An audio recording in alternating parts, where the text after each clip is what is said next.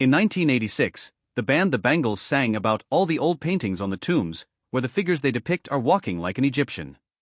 Though he was neither an art historian nor an Egyptologist, songwriter Liam Sternberg was referring to one of the most striking features of ancient Egyptian visual art, the depiction of people, animals and objects on a flat, two-dimensional plane. Why did the ancient Egyptians do this? And is ancient Egypt the only culture to create art in this style?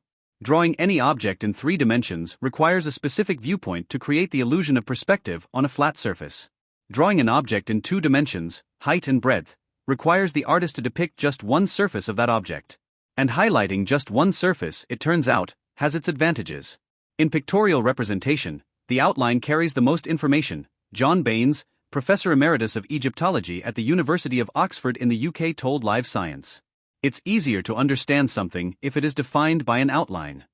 When drawing on a flat surface, the outline becomes the most important feature, even though many Egyptian drawings and paintings include details from several sides of the object.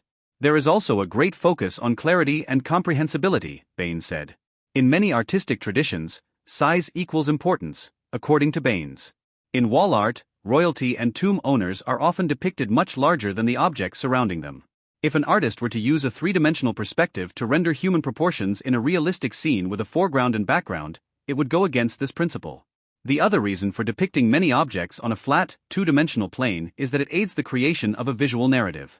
One only has to think of a comic strip as a parallel, Baines said. There are widely accepted principles that organize how ancient Egyptian visual art was created and interpreted. In origin, writing was in vertical columns and pictures were horizontal, Baines said. The hieroglyphic captions give you information that is not so easily put in a picture. More often, these scenes don't represent actual events, but a generalized and idealized representation of life.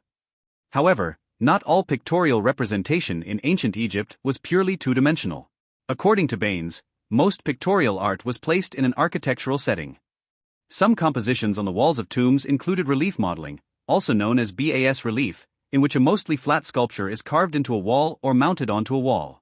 In the tomb of Akhethetep, a royal official who lived during the 5th dynasty around 2400 BC, we can see 2 scribes, shown below, whose bodies are sculpted into the flat surface of the wall. As Baines explained, the relief also models the body surface, so you can't say that it's a flat outline, because they have texturing and surface detail in addition to their outlines.